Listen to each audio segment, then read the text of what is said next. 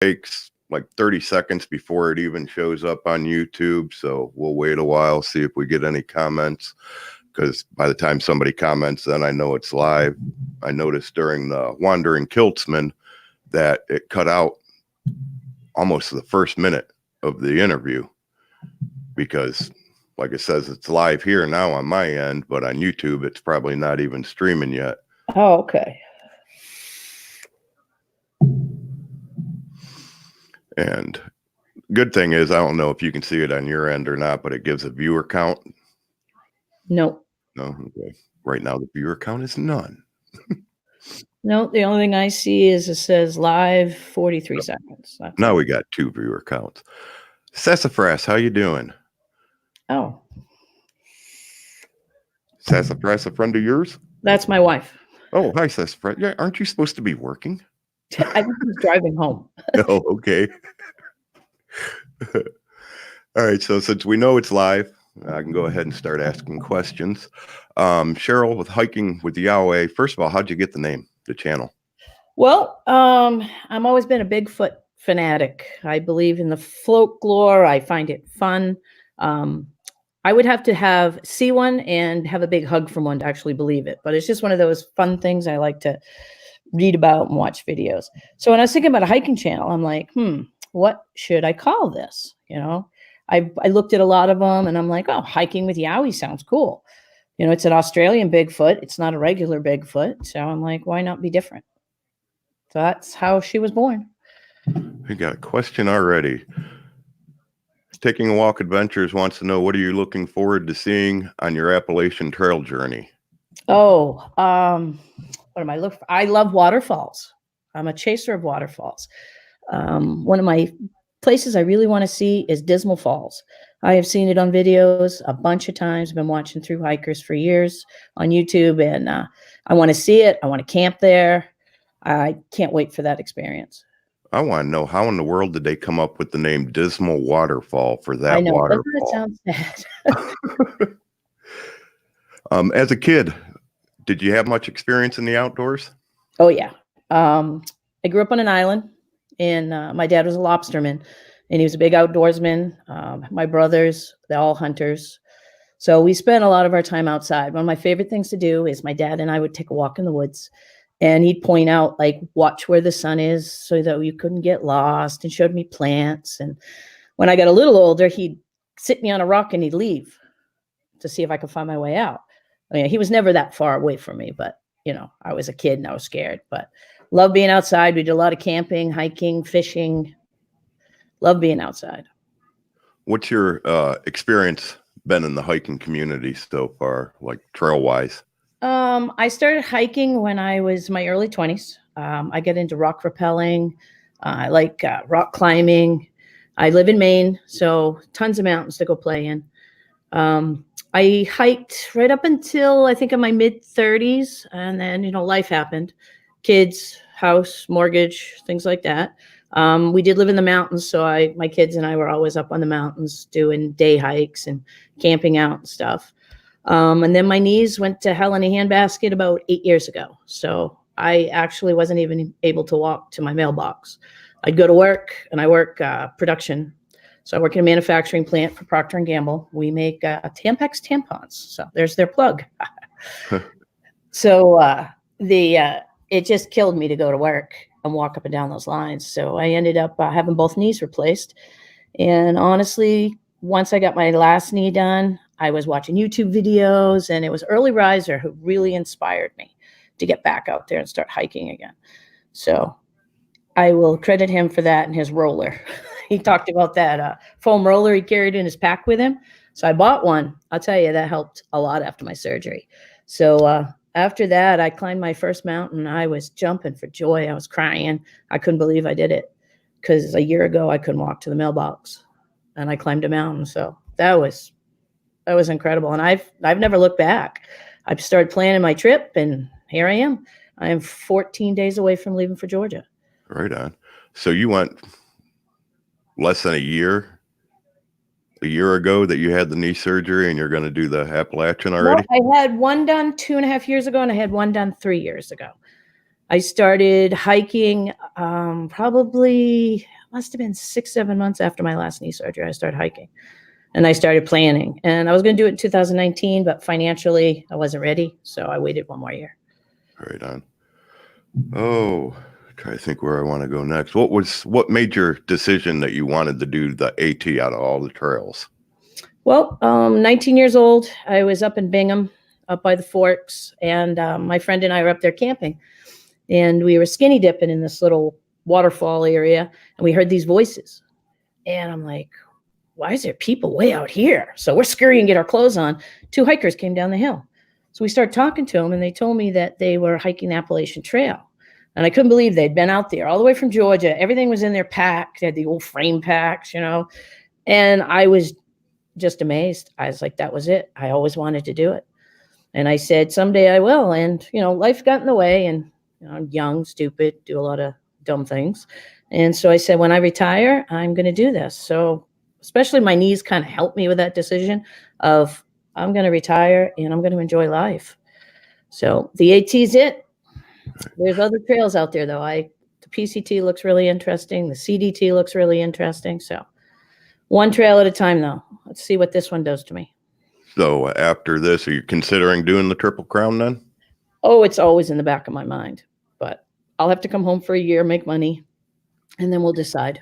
Yeah, definitely not cheap No. adventure. No, this has been a 3-year savings plan for me. So You brought up the old frame packs that people were using, and I see people ultralight this, ultralight that. Are you ultralight or?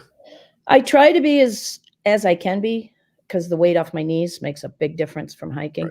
Right. When I went back out, started hiking again a couple of years ago, I didn't know what pack to get. So I was using some old packs I had, and I must have had 45 pounds and then almost died. I was like, I can't do that anymore. I remember being a kid, you know, put all your climbing gear in, it's 70 pounds and you hike up the mountain. It was no big deal. But I started with I bought an Arc Haul. That was the light pack I could find. And I just switched to a Hyperlight Journey 3400. And that's, I think, 27 ounces.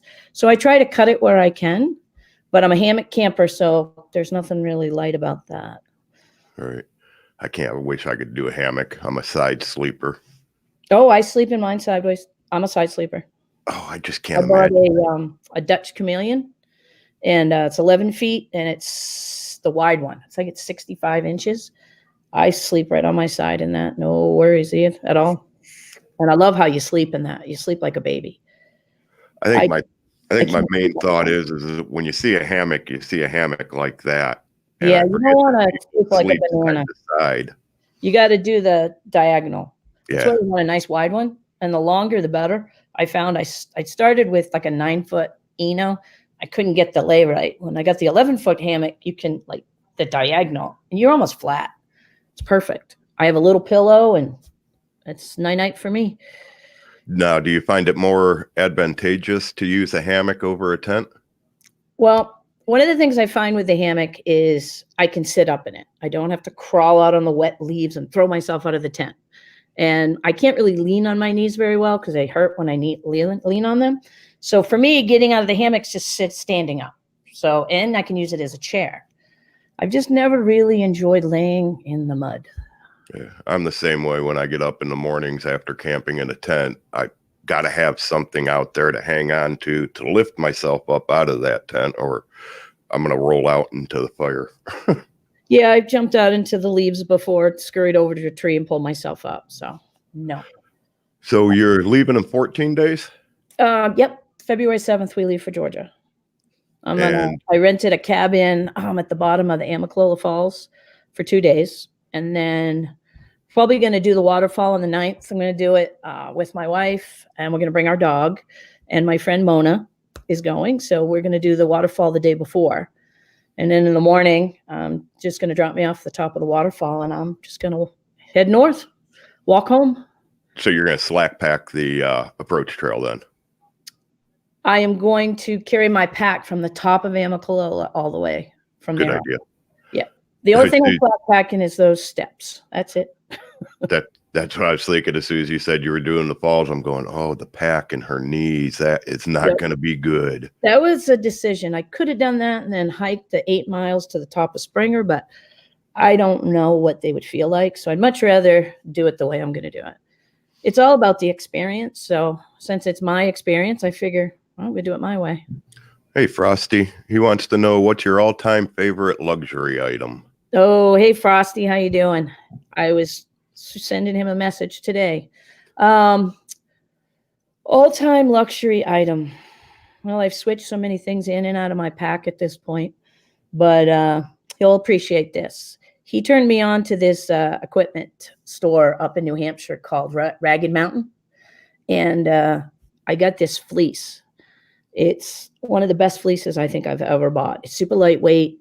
It's really warm. We did Frosty and Silver and I did a overnight up on the AT in Caratunk in November, and I slept in that. And I was cold because, of course, I was sleeping on the ground in a tent because I was trying that out.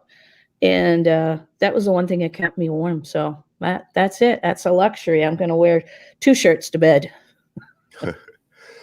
Excuse me. You got any other luxury items you're taking, or are you trying to keep it pretty minimal? Oh, I like my coffee and I like it in a second cup. I agonized for so long over a coffee cup. It's funny how we agonize over the silliest things. I tried those little pop cups. I don't like them. So I got a regular old coffee cup that I bought on Amazon. Did you watch the Wonder Women last year? No, I don't. Women, they were from Florida. They're RVers. They did the AT all together last year. They actually had the coffee cup. It's got a measuring cup inside, and it's got like a canvas outside, so I can use it as a measuring cup and a coffee cup. So Right on. Cooking. Are you hot cooking or cold soaking? I am hot cooking. I love to cook at home, so I've been dehydrating now for about 1.5 years. I made up a whole bunch of meals. I know I'm not going to know what I like, but honestly, I can make one thing and eat it for 4 days. That doesn't bother me a bit. So I've dehydrated a bunch of food, so it'll be fun. Any trepidation on once you get out on the trail that your taste changes? Because I hear a lot of people saying that things that they really liked before, when they get on the trail, that just burns them out. It might happen. I made a whole bunch of different stuff. I think I only made maybe 2 of the same. I might have 2 different dinners, like 2 same dinners, and that's about it. Like I grew a bunch of tomatoes this year in my garden, made a bunch of spaghetti sauce, and I dehydrated that. So I probably have like 4 dinners made up of that.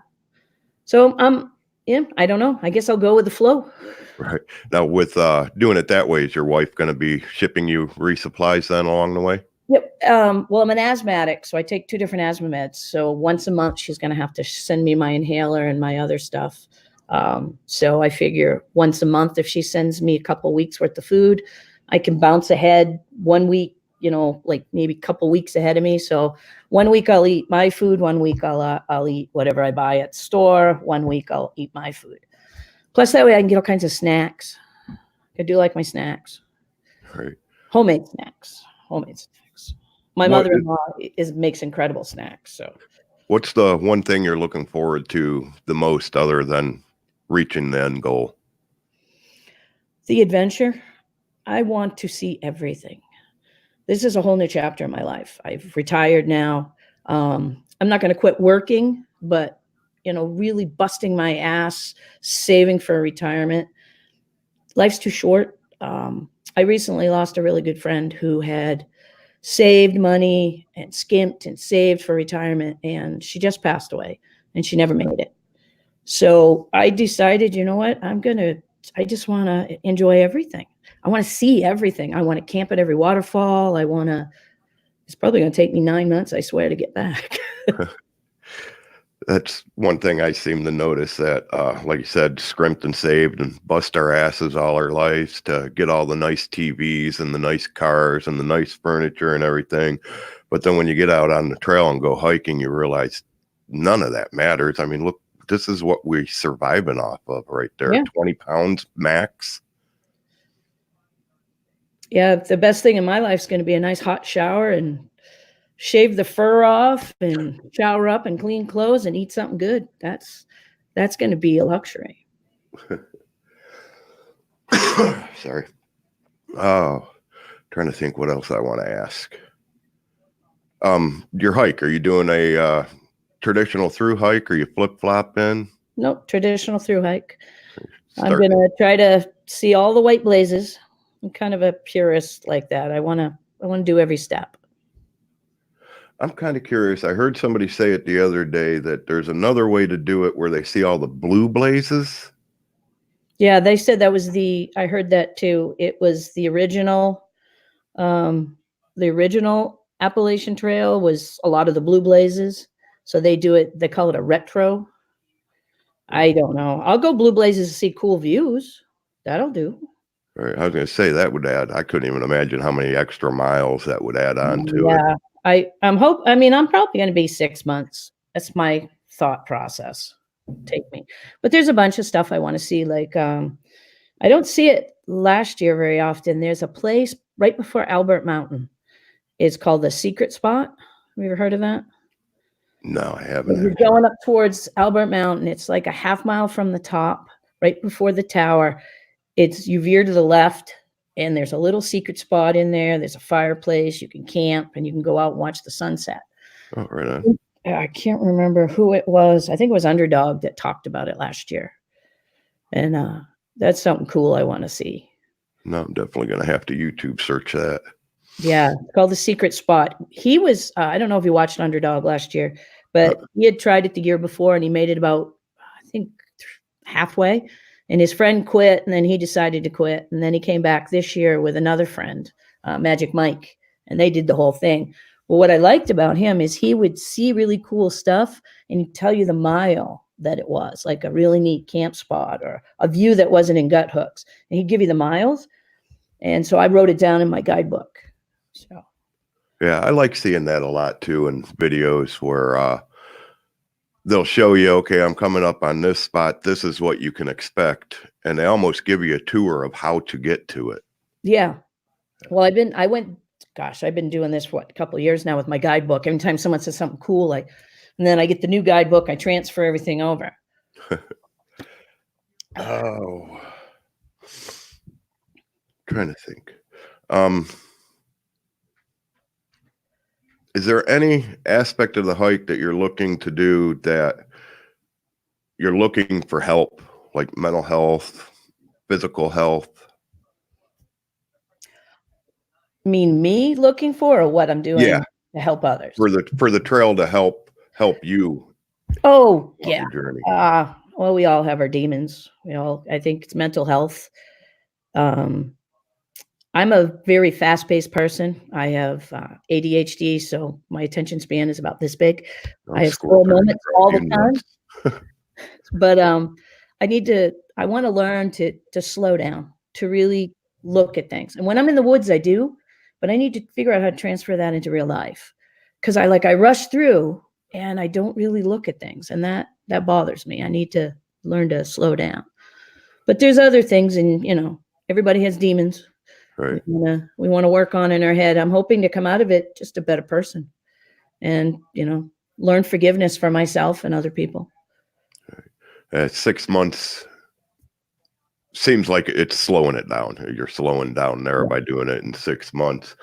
And hopefully in the 6 months, you can figure out how to do that. I'm thinking that it's going to be harder to apply it in real life because we get out here in the real world and everything. It's go, go, go, go, go, go, go, go, go.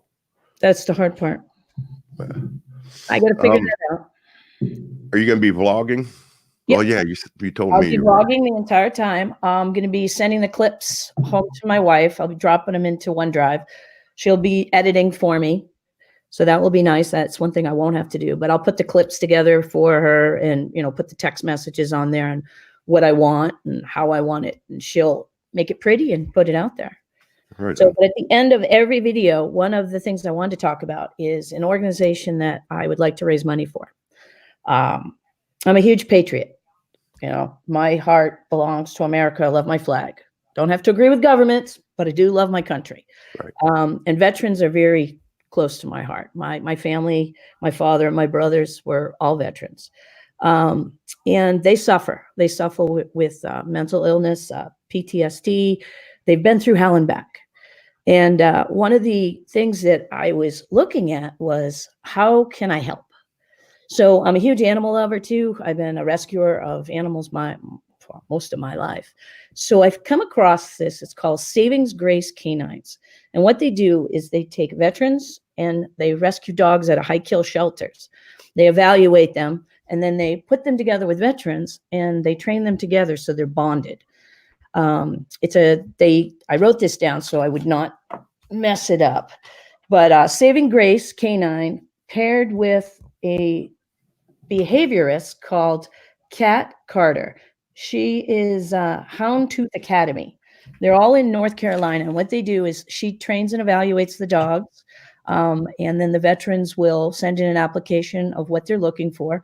And they'll try to pair up the dogs with the veteran. They go through this training together and they come out at the other end with one, we've saved a life, and the other, we are saving lives every day. Every 65 minutes, a veteran commits suicide. And every 10 minutes, a dog is killed in a shelter. So by pairing the two together, you're saving both their lives. And this just blew me away. And it's only $1,500. And that's it. We pay that for a TV or some toy for ourselves. And we could save 2 lives. So what I'd like to do is raise enough money so that at least 3 veterans can be paired with 3 dogs. That's my goal. And I want to do some challenges. So like if I walk 25 miles today, I'll say, I'll challenge everybody to donate $25, and I'll donate $25 myself. So as much money as we can raise for this organization is what I want. Now, are you going to have a fundraising page set up for that, or is that actually, they have one on their webpage. It's called savinggracecanine.com, and their donation page is right there. 100% of it goes to the training of the dogs, the adoption fees of the dogs, and all the things anything the veteran needs to help with the dog. So that link will be on the bottom of every YouTube page. And at the end of the page, there'll also be the emblem that they have on their page, which I borrowed and I asked permission to put on the back of my YouTube videos. So anyone can go in my description box, click on that, and goes right to the donation page. Right. I dropped nothing to do with it. Money will never come to me. I dropped the link in chat. That way it'll be there and I'll be able to add it to the video description as well. Thank you. Appreciate it. Rossi first. Hi, I'm Paved Hiker. When you reach Maine, are you going to take a 0 at home or finish the trail before seeing your house again? I am going to finish the trail before I come home. I can't do that to my dog. If my dog hasn't seen me all this time and I just show up and leave again, that's not going to be nice. I couldn't do that to her. So no, my friend lives right up in Canton, so she can come run up to Rangeley and pick me up. So I do plan on doing like a Nero at her house. Well, that was about it. Other than that, I'm just going to enjoy the experience. All the hostels, everything. Chica and Sunsets, are you going to try to stop there? Oh, actually, yeah. When they were putting together their hostel, I donated $50. Oh, right on. So I just sent them on the board about the time I'm going to be there. So looking forward to that. Yeah, I've seen the video of the place. The first time I seen it was when Hawk stayed there. And I'm watching him give a tour of the place, and I'm like, oh my God, that place is beautiful. Beautiful. They did a great job. They did like all the work themselves. Yeah. But Lipstick and I can't think of the name now. They just did a video of it. I can't remember the name of it. Oh, that's horrible. I'm trying to plug a channel and I can't remember the name of it. Lipstick and something. And they just did a tour of it, and I was looking at it going, ooh, because the rooms are there's like 2 beds. It's almost like a big bedroom. Yeah. And I know that they said that they didn't want it to be, one of the things they didn't like about hostels, they didn't want their hostel to be. So they wanted the bedrooms and amount of hikers to be proportional to how many bathrooms there are. So I'm like, well, that's an awesome idea. Yeah, the last thing you want to do is get into a place that has 1 shower and 15 people. Right. You know, keep your toilet and shower separate. Just that way everybody can go to the bathroom and shower. I like to call it Ken luck. Ken luck is always, I'm the 15th person getting in the shower. Oh, anything else you want to cover that you can think of? No, actually, I'm excited. This has been great. Thank you very much. I've never done a live anything before. So other than, my videos are just videos. I haven't dared to do the live chat on YouTube. Plus, I don't think I really have that much to say. But I just thank you for the opportunity and to get my organization out there. That's one of my biggest things. Yeah, you beat me to the punch. Usually I have to ask people, did I mention about a charity? No.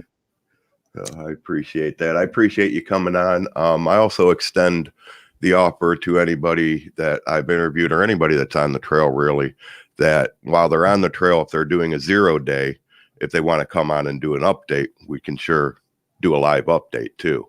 Oh, that's cool. I'll get a hold of you. Yeah. And that, I think you're using the phone right now, right? No, actually, I got my my MacBook to load up. Yeah. It does work on the phone. I found. Yeah, I had checked to see if you could access by a phone to make sure that people are on the trail. They don't have to, oh, I ain't got a laptop. You don't need one. You're lucky. Cool. All right, I'm going to go ahead and cut it early. You can get ready for your wife to get home from work and spend the last few days with her. And I'm going to take my sick butt back to bed. Well, thank you very much for doing this. And I know you're sick, so hopefully you get better soon. All right. Thanks, Yowie. I appreciate it. Talk to you later. All right. Bye-bye. Peace.